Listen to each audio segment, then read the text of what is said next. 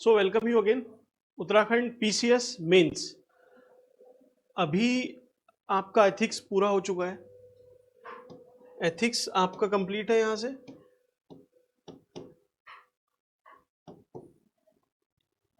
इस एथिक्स में अभी कुछ जैसे थिंकर्स हैं, थोड़े थिंकर थे, वो एक वीडियो बनी हुई है उस पर। वो सिंपल शायद 20-25 मिनट की वीडियो है। उसमें आपके 8 और एक 9 थिंकर हैं। वो ऐसे ही याद हो जाएंगे आपको देख के, लेकिन वो आपको भी लास्ट में प्रोवाइड की जाएगी। अभी मत देखना उसको, क्योंकि फालतू में अभी देख के हो सकता है उसको याद नहीं भी रख पाओ।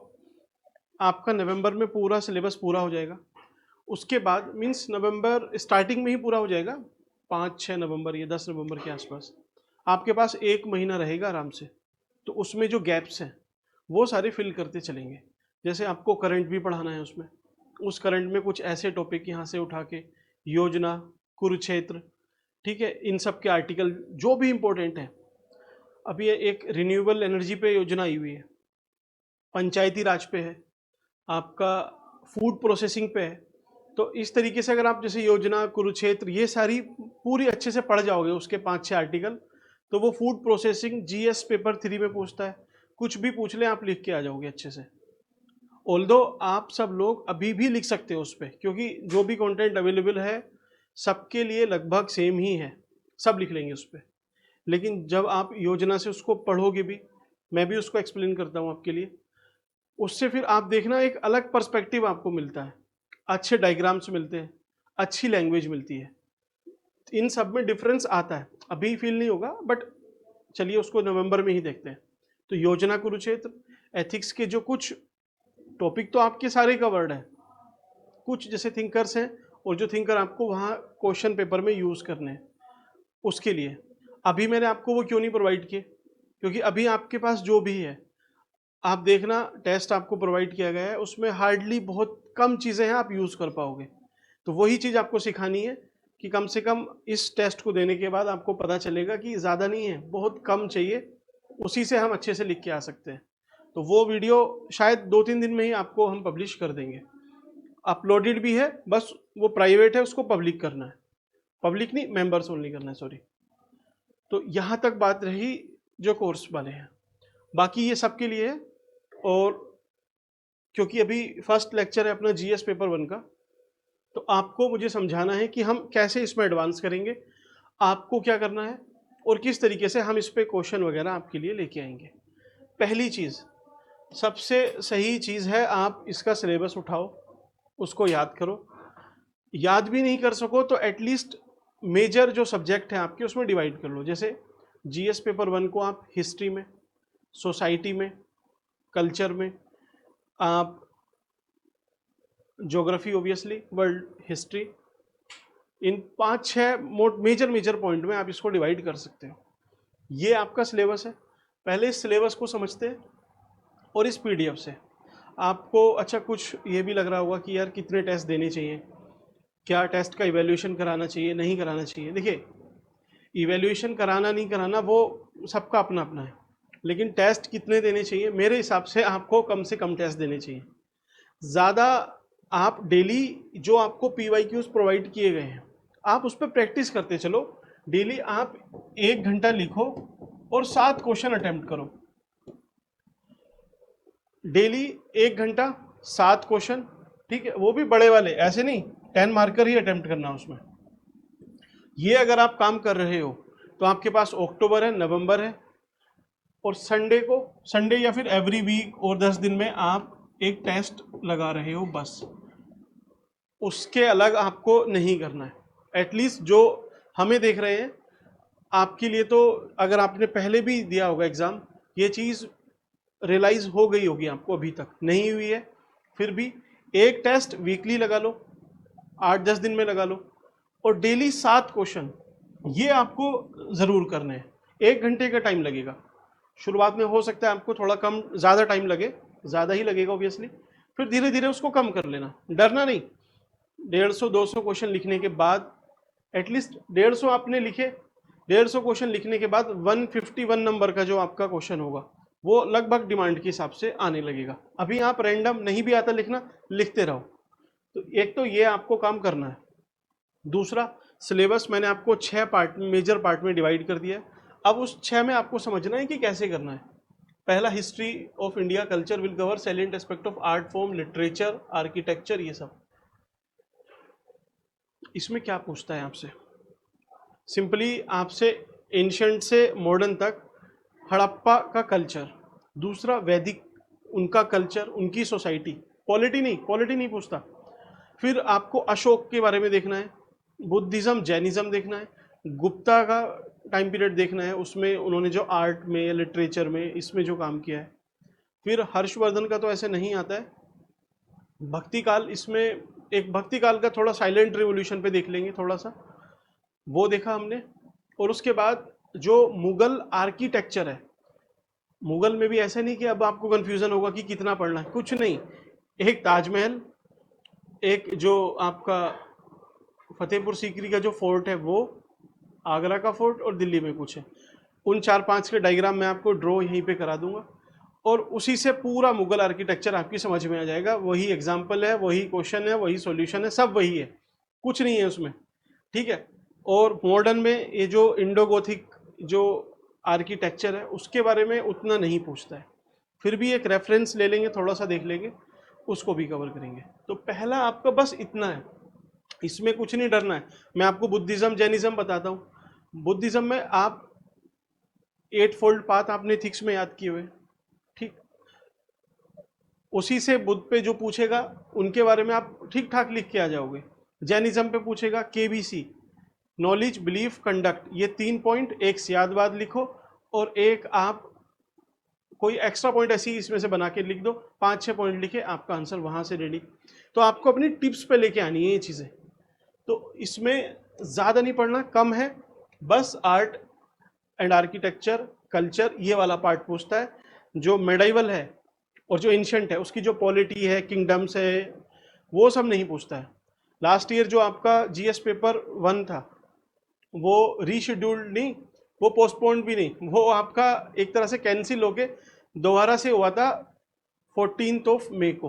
वो इसीलिए था क्योंकि उन्होंने GS पेपर 1 में मेडिवल के बारे में ठीक ठाक पूछ लिया था, ठीक है। तो एक तो ये हुआ आपका, बिल्कुल नहीं घबराना है, थोड़ा सा है, आप देख लोगे आपको समझ में आ जाएगा। दूसरा, मॉडर्न हिस्ट्री 1757 से 1947, इसमें 4-5 चीज़ें हैं, इसमें भी मेजर कि वो आपको पकड़ होनी चाहिए, बाकी इधर उधर से भी करोगे हो जाएगा। लेकिन क्वेश्चन यहीं से पूछता है तो इधर उधर क्यों भागना है फालतू में। आपसे पूछेगा ब्रिटिश की इकोनॉमिक पॉलिसी, जो कांग्रेस बनने से पहले जो छोटी मोटी ऑर्गेनाइजेशन थी उनके बारे में पूछ लेगा। स्पेसिफिक नहीं पूछेगा, पूछ लेगा कि जो 1885 में कांग्रेस बनी वो एक कल्मिनेशन था उसके अर्लियर ऑर्गेनाइजेशन का, तो उसमें सारा कवर हुआ। एक ट्राइबल मूवमेंट आपसे पूछ लेगा, और कुछ आंदोलन के बारे में आपसे पूछ सकता है। सपोज 1920 में, 1930, 1942, ये मेजर जो है वो उसको देख लेंगे। आपका मॉडर्न भी यहाँ से ही होता है। अब थोड़ा सा फोमो आता है कि कहीं कुछ ऐसा ना पूछ ले यहाँ से जो हमें नहीं आता हो, यहीं से उसके पास इतना सब कुछ है इसमें पूछने के लिए। और PYQs उठा के देखो, लगभग वैसा ही पूछ रहा है, उसी साइड पे पूछ रहा है। आप लिखने में गलती कर देते हो तब अलग बात है, अदरवाइज आपको क्वेश्चन ठीक ठाक लेवल पे प्रेडिक्ट रहते हैं। आपको लग रहा होगा कि ये तो चलिए इस बार 25 है, 25 में आप ऐसे कैसे बोल रहे हो। इसी PDF के साथ 14 या 15 मई की अपनी एक वीडियो है, आप उसको जाके देखना। अगर 25 या 20 क्वेश्चन उसने पूछे हैं तो उसमें से 16 या 15 क्वेश्चन मैंने आपको इसी PDF से समझाए हुए थे, और ये PDF उसके पहले ऑब्वियसली रिलीज की थी। तो ऐसा कुछ डरना नहीं है, थोड़ा है बस, उसमें कोई पेशेंस नहीं रख पाता, सेटिस्फेक्शन नहीं आता उसको। आप पढ़ो समझो, यही काफ़ी है।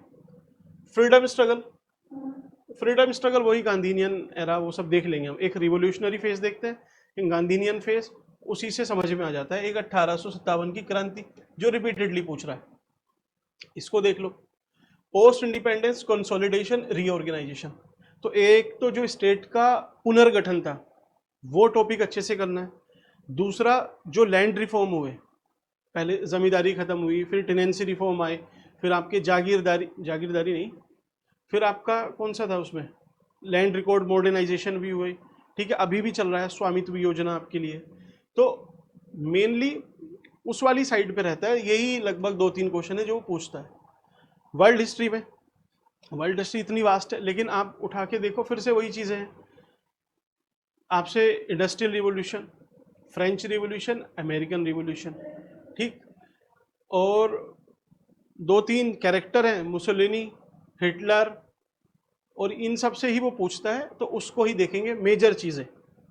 सब कुछ पढ़ने जाओगे कुछ नहीं है, ठीक है। देखो इसमें इन्होंने दिया भी है, French revolution, industrial revolution, world war first second, boundaries का रिड्रोल, सोशलिज्म की आइडियोलॉजी, नाजिज्म, फासिज्म, ठीक है, ये सब।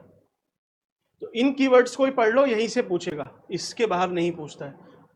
पहली आप जितने भी PYQs है उठा के देखो पहले एक बार। ऐसे ही role of women in society, women organization, population और उसके इश्यूज। तो वीमेन, ग्लोबलाइजेशन, रीजनलिज्म, और आपका एक रीजनलिज्म के बाद कम्युनलिज्म। ये ऐसे लिज्म है 5, जहाँ से 5 में से 3 क्वेश्चन तो आने ही हैं, ये फिक्स है। आपके ऊपर है, आपको सबके पास कंटेंट रहेगा, किसके पास कितना अच्छा डेटा है, कौन कितने अच्छे से प्रेजेंट कर रहा है, बस उसका गेम है। बाकी ये सारे इज़म सबको पता रहेंगे, और ये मैं आपको भी समझाऊंगा अभी इसमें। ये LPG रिफॉर्म, ग्लोबलाइजेशन हुआ, देखिए कम्युनलिज्म, रीजनलिज्म, सेक्युलरिज्म। अब जो टफ वाला पार्ट है वो है ज्योग्राफी। ज्योग्राफी में देखिए इन्होंने पहले तो फिजिकल दिया हुआ है। आपकी क्लैरिटी के लिए बताऊं कि इसमें इंडियन ज्योग्राफी स्पेसिफिक ऐसा नहीं है। तो ऐसा नहीं है कि आपको इंडियन कोई अलग से तैयार करनी है, उसमें जो माउंटेन है, प्लेट्यू है, रिवर्स है, वो नहीं। सिंपल इसमें दिया हुआ है जो वर्ल्ड के नेचुरल रिसोर्सेज हैं, पानी, सोयल, फॉरेस्ट, इन सबको देखना है। तो पहले देखेंगे कि पानी पे क्या क्वेश्चन पूछेगा। वाटर क्राइसिस आ रहा है, उस क्राइसिस को समझ लो, वही है सब कुछ। ऐसी सोयल पे भाई लैंड फ्रेगमेंटेशन है, लैंड डिग्रेडेशन है, लगभग कितनी 26 million hectare land annually degrade हो रही है, UNCCD बोलता है। तो UNCCD की रिपोर्ट एक बार पढ़ लोगे, सोशल पूरा। फॉरेस्ट क्लाइमेट चेंज की वजह से है, डिफोरेस्टेशन हो रहा है, फॉरेस्ट फायर है, कितने सारे मुद्दे हैं। तो फॉरेस्ट का टॉपिक इस तरीके से कवर करना है। ऐसे नहीं पूरी दुनिया के फॉरेस्ट पढ़ने चलोगे कि अमेजोन कहाँ पे है, वहाँ पे कैसी वेजिटेशन है, वो नहीं पूछता है। ये देखा आपने, ठीक। अब factor responsible for location of industry, 22-23 industry है जो मेजर है। कितनी आप तैयार करके ले जाओगे, किसी की तैयार नहीं होंगी। आपको एक फ्रेमवर्क मैं आपको इसमें समझाऊंगा, उस फ्रेमवर्क में 7-8 इंडस्ट्री डाल देना जो ज़्यादा प्रोबेबल है, वो मैं आपको कराऊंगा ही। जैसे सेमीकंडक्टर का भी चल रहा है तो उसकी इंडस्ट्री का, आपको कोल के बारे में पूछ लेता है कभी ना कभी, फर्टिलाइजर पे पूछता है, ठीक है। तो इस तरीके की है इंडस्ट्री है, आयरन एंड स्टील इंडस्ट्री है। वो सारे अगर आपके पूरे कर लेते हो और वो फ्रेमवर्क याद रखते हो, तो अगर 22 में से उन 5-6 इंडस्ट्री से पूछा तब तो आप एकदम 100% बढ़िया लिख के आओगे। नहीं भी पूछा तो इमरजेंसी सिचुएशन के लिए मैंने आपको एक फ्रेमवर्क बताया, उस फ्रेमवर्क में सारी चीज़ें डाल देना, तो आपका आंसर वहाँ से भी आ जाएगा, ठीक। हमेशा सिर्फ जो सोचा है उसी के लिए नहीं, प्लान बी भी उसमें लेके चलना कि अच्छा जाएंगे इस माइंडसेट से कि ये पूछने वाला है। अगर थोड़ा सा अलग भी पूछा तो क्या उसका फ्रेमवर्क हमारे पास है। मैं आपको यही कोशिश करता हूँ कि कम से कम पहले फ्रेमवर्क समझाया जाए, फिर उसमें जो पूछ सकता है वो, और जब उसमें से नहीं पूछेगा तो वो फ्रेमवर्क आपको काम आएगा, ठीक। ऑल्दो वैसे पूछ लेता है, अगर 20 क्वेश्चन है तो मैं आज आपसे फिर बोल रहा हूँ कि 12 क्वेश्चन की मैं अभी इसी PDF से गारंटी लेता हूँ। अभी इसमें एडिशन भी होंगे, आपको जब टेलीग्राम पे मैं इसको शेयर करूँगा इसके बाद, एक तो अभी की है, इसके शायद इवनिंग तक हो जाएगी या कल तक हो जाएगी। तो उसमें और सारे मीन्स अभी जो UPSC ने कुछ क्वेश्चन पूछे हैं, UK के हैं, UP PCS के कुछ अभी वाले हैं एकदम रिसेंट वाले, या किसी और PCS के जो मुझे लगता है कि इसमें पूछे जा सकते हैं, वो जब मैं ऐड कर देता हूँ उसके बाद आपको शेयर की जाएगी। और आप देखना मिनिमम 12 बोल रहा हूँ, ये 12 से 18 हो सकती है, 20 में से आपको क्वेश्चन एग्जाम में जाने से पहले पता होंगे, उसके आंसर भी पता होंगे, अच्छा कंटेंट भी होगा। अब आप फालतू की ज़्यादा टेस्ट सीरीज के पीछे की मतलब चेस करते जा रहे हो कि GS बन के आपने 10 टेस्ट दे दिए। आप समझो जब वहाँ लिखने के लिए आएगा, आप कम्युनलिज्म पे 10 बार लिख लो, मैं बोल रहा हूँ आप 4 बार लिखो बस, बाकी 6 बार जो आप लिखते उतने में फिर से इसको एक बार रट लो, याद कर लो, वो आपके काम आएगा। ठीक है, तो इतना है। अच्छा, ये ह्यूमन माइग्रेशन, ये यूपीपीसीएस का टॉपिक है, इसमें नहीं आता है। फ्रंटियर एंड बाउंड्रीज, ये भी इसमें नहीं आती हैं। पॉपुलेशन, ये सेटलमेंट, वो ऊपर हो गया आपका। ये 3 है जो यूपीपीसीएस में अलग से है।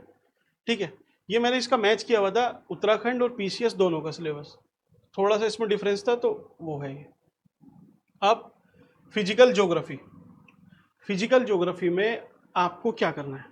सबसे पहले 6 साइकिल ऑफ इरोजन है, 6 भी छोड़ो, 5 है मोटी मोटी भाई। कास्ट की है, एलुवियल है, एलुवियल साइकिल ऑफ इरोजन, आपका एओलियन है, ठीक है, और आपका जो वेव वेव एक्शन से होती है, मीन्स 5-6 ये आपकी साइकिल ऑफ इरोजन है। वो 6 आराम से अच्छे से तैयार कर लो फिजिकल में, क्योंकि सबसे ज़्यादा चांस उसी के होते हैं और सबसे टफ भी वही टॉपिक है। एक वो होता है आपका पूरा। दूसरा, अब देखिए, earthquake, tsunami, volcano, cyclone, ocean current और ग्लेशियर। इसका करने का तरीका क्या है कि अगर उसने सुनामी पूछी है पिछली बार, तो सुनामी आपको सबसे लास्ट में प्रिपेयर करनी है। इस बार चांसेस अर्थक्वेक के रहेंगे तो अर्थक्वेक पढ़ो, लैंडस्लाइड के रहेंगे लैंडस्लाइड पढ़ो, साइक्लोन के रहेंगे साइक्लोन पढ़ो, उस हिसाब से वो आपको समझाया जाएगा। ठीक, तो यहाँ तक आपको ये सिलेबस क्लियर है, क्लैरिटी है। आप चाहो तो इसको या तो फोटो ले सकते हो, आप अपने किसी A4 शीट में इसको लिख के रखो, याद करो, और 1 हफ्ते में देखना पूरा आपका तैयार हो जाएगा, कुछ भी नहीं छूटेगा इसमें से, उसकी गारंटी है आपकी। ठीक, आपकी नहीं, मेरी गारंटी है। ये इसमें अच्छा है क्या, इस पीडीएफ में कुछ नहीं था, कुछ अलग अलग स्टेट पीसीएस ने इन टॉपिक पे क्वेश्चन पूछे हुए थे, वो सारे मैंने पहले कंपाइल किए, उसमें से कुछ फिल्टर किए कि हाँ ये पूछ सकता है, ये नहीं, ये वैसे करके, तो वो थे। और ये इसमें से पूछे भी लगभग बहुत सारे क्वेश्चन पूछे, आपके शायद 15 के आसपास क्वेश्चन पूछे थे इसी बार 14 मई को।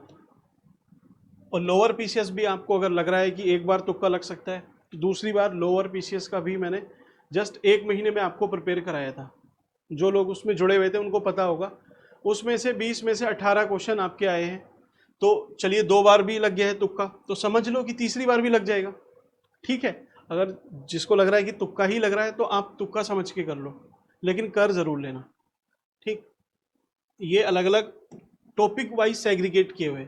जैसे आप वैदिक एजुकेशन देखिए, वैदिक, Harappa, Gupta, Mauryan, art and architecture, ऐसे ही ट्रेडिशनल हमारी नॉलेज विश्वगुरु की, टेम्पल आर्किटेक्चर पूछ रहा है, बुद्धिस्ट लिटरेचर पूछ रहा है, ठीक है, और ये तो उसके पहले का है। ठीक है, वैदिक लिटरेचर पूछी इसने, फिर गुप्ता पीरियड पूछा, फिर इंडिया की कल्चरल हेरिटेज पूछी और वैदिक लिटरेचर। तो अब आप समझो, वो रिपीटेडली क्या उसके पास क्वेश्चन नहीं है, यहाँ वैदिक पूछ रहा है, ऊपर इधर वैदिक है, एक ये आपका वैदिक है, ये वाला वैदिक है, और ये भी वैदिक से हो जाएगा। 4-5 क्वेश्चन वैदिक से हैं, तो क्यों ना पहले वैदिक किया जाए अच्छे से। ऐसी हड़प्पा से 2 बार पूछा है तो हड़प्पा तैयार कर लो, गुप्ता से पूछा है गुप्ता तैयार करना है, बुद्धिज्म, एडिशनली जैनिज्म भी करके चलो कि भाई बुद्ध पे पूछा है, हो सकता है जैन पे पूछ ले। तो इस तरीके से आपका एंशिएंट पूरा हो जाएगा। वो मुझे कराना है आपको, कुछ वीडियो आपको शेयर की जाएंगी जिस पे पहले ही इस पे बनाई हुई है वीडियो, आप उसको भी देख सकते हैं। ऐसे ही मॉडर्न में आप देखो, मॉडर्न में क्या पूछ रहा है, इंडस्ट्रियल रिवॉल्यूशन, उसकी इंडियन इकोनॉमिक लाइफ पे क्या इम्पैक्ट पड़ा, तो एक तरह से ब्रिटिश इकोनॉमिक पॉलिसी ही पूछ रहा है। क्विट इंडिया मूवमेंट, बड़ा मूवमेंट है, ठीक है, महात्मा गांधी, उसके बाद ये तो वेलेस्ली पे स्पेसिफिक पूछ लिया, सरदार पटेल, ये आपका पोस्ट इंडिपेंडेंस है। इंडियन इकोनॉमी, ब्रिटिश रूल, तो देखिए फिर से पूछ लिया इसने। 1857 की क्रांति, फिर 1857 की क्रांति, ठीक है, तो ये रिपीटेड टॉपिक है, थीम रिपीटेड है, आपको अपने हिसाब से उसी हिसाब से करना है। ये इंडियन रेनेसां के बारे में है, ठीक है, बाल गंगाधर तिलक के बारे में पूछा, सैयद अहमद खान और सरदार पटेल। इसमें मैंने आपको समझाया था, फिर से बता देते हैं, सिमरन, SIMRAN, एक ये शब्द याद रखो, सिमरन। अब किसी के बारे में भी पूछेगा, चाहे बाल गंगाधर तिलक पूछ ले आपसे, गोखले के बारे में पूछ ले, गांधी के बारे में पूछे, सुभाष चंद्र बोस के, मीन्स रैंडम कुछ भी पूछ ले। अब रैंडम पूछेगा, आप कितने तैयार करके चले जाओगे, गांधी जी को तैयार करोगे, अंबेडकर को, 5-6 और याद कर सकते हो, सब तो नहीं कर सकते हो, तो उसमें आपके काम आएगा ये, इससे एक एक पॉइंट निकाल के एक्सप्लेन कर देना, ठीक है। जैसे पहला है स्ट्रगल। अब कोई भी लीडर है, इंडिपेंडेंस के टाइम पे स्ट्रगल तो किया होगा, फिर उसकी कोई आइडियोलॉजी होगी, आइडियोलॉजी, तो इस आइडियोलॉजी को, या तो आपको आइडियोलॉजी नहीं पता तो आप ह्यूमनिज्म लिख देना, ये मानववादी थे, ठीक है। पता है तो नेशनलिस्ट लिख देना, कम्युनिस्ट लिख सकते हो, या फिर इंटरनेशनलिस्ट, है ना। ऐसे ही एम से क्या था, एम से आपका था मास, जो पब्लिक है, मासिस को इन्होंने इंस्पायर्ड किया। कैसे किया होगा, चाहे वो जेल जाके किया हो, ठीक है, आपका कोई बुक लिखी हो उससे इंस्पायर्ड किया होगा, सोशल रिफॉर्म से करा होगा, तो ये सब लिख सकते हो। रेजिस्टेंस किया ब्रिटिश की पॉलिसी के खिलाफ, तो इस तरीके से है सारा, ये समझा दिया जाएगा आपको अकॉर्डिंगली। नेक्स्ट, ये कल्चर पे, सोसाइटी पे है, वीमेन पे सारे क्वेश्चन ये वीमेन पे ही है। ऐसे ही अर्बनाइजेशन पे, सारे अर्बनाइजेशन पे, अब देखिए 6, 5, 11 क्वेश्चन है। आप 11 की 11 क्वेश्चन अटेम्प्ट कर लो एक बार, मैं 100% गारंटी लेता हूँ आपका अर्बनाइजेशन पे आएगा तो आप सबसे बढ़िया आंसर लिख के आओगे। तो क्यों आपने फालतू में इधर उधर ज़्यादा लिखने की कोशिश करनी, इसमें से एक बार ये 1 घंटे में बैठ के इसमें से 7 क्वेश्चन उठाओ, वो लिखो, प्रैक्टिस हो गई, बाकी फिर से एक बार रिवाइज करो और अर्बनाइजेशन ख़त्म करो। ऐसे ही ये ज्योग्राफी का है। ज्योग्राफी तो आपको थोड़ा सा ये लेंदी रहेगा, मुझे अलग से ही समझाना है, ठीक है। ये सब ज्योग्राफी चल रहा है अपना। ये वर्ल्ड हिस्ट्री है। देखिए वर्ल्ड हिस्ट्री में क्या पूछा, second world war, French revolution, आपका Bismarck, unification of Germany, second world war, ठीक है, ब्रिटिश इंडस्ट्रियल रिवोल्यूशन, मुसोलिनी, और ये क्या है आपका इंडस्ट्रियल रिवोल्यूशन। तो जो सिलेबस में था वर्ल्ड वॉर, आइडियोलॉजी अलग अलग, इंडस्ट्रियल रिवोल्यूशन, फ्रेंच रिवोल्यूशन, उसके अलग नहीं पूछ रहा है, तो यही तैयार करके जाना है, ठीक है। ये 2 क्वेश्चन थे जो करंट के उन्होंने अलग अलग पूछे हुए हैं। करंट आपका नवंबर में ही देखेंगे, क्योंकि करंट का डेवलपमेंट अभी चल रहा है। अभी पिछले 6 महीने का मैं आपको उठा के पढ़ा दूं कि चलिए हो गया, उससे फ़ायदा नहीं है। सिर्फ पूरा करने के लिए नहीं पढ़ाना है, एक्चुअल में उस पर पूरा मेहनत करनी पड़ती है, तब जाके ही वो क्वेश्चन ज़्यादा एक्यूरेटली आ सकते हैं। रैंडम उठा के या वैसे ही बना के आप इधर उधर से डाल दोगे, वो फिर कोई भी बना सकता है, कहीं से भी आप लिख सकते हो, फिर आप देख ही क्यों रहे हो इसको, ठीक है। मतलब ये है कि आप अगर अपना टाइम इन्वेस्ट कर रहे हो इसमें, चाहे आधा घंटा लगा, 1 घंटा लगा, तो आपको अगर कुछ मीनिंगफुल मिल रहा है, जो आपका 10 घंटे का काम था अगर 1 घंटे में हो रहा है, इस तरीके से ही आप जीएस पेपर 1 को अगर 20 दिन में पूरा करते, आप अगर 7 दिन में उसको पूरा कर पा रहे हो, तो यही है जो हम आपको एक तरह से एफर्ट से दे सकते हैं। बाकी पढ़ना आपको है, याद आपको करना है, कैसे करना है थोड़ा वो बता सकते हैं, बाकी सारा क्रेडिट आपका ही है। तो आराम से पढ़िएगा, जो ज्वाइन कर सकते हैं वो ज्वाइन कर लीजिए, जो नहीं कर सकते अपना इसी प्लान के हिसाब से आप आगे चलना, ठीक है। बाकी टेस्ट सीरीज का ऐसा कुछ नहीं है, आप जिसको इवैल्यूएशन चाहिए कि जो रिपीटेडली फेल हो रहे हैं, नहीं हुआ है, तो वो एक बार देख सकते हैं। बाकी 7 क्वेश्चन डेली, 1 घंटा या उससे थोड़ा सा ज़्यादा, वीकली या 10 दिन में एक टेस्ट, बस भूल जाओ कि आपकी स्पीड, उस स्पीड की दिक्कत होगी, कुछ दिक्कत नहीं होगी, सब मैनेज हो जाता है वहाँ पे, ठीक है। तो चलिए मिलते हैं आपसे नेक्स्ट वीडियो में, थैंक यू।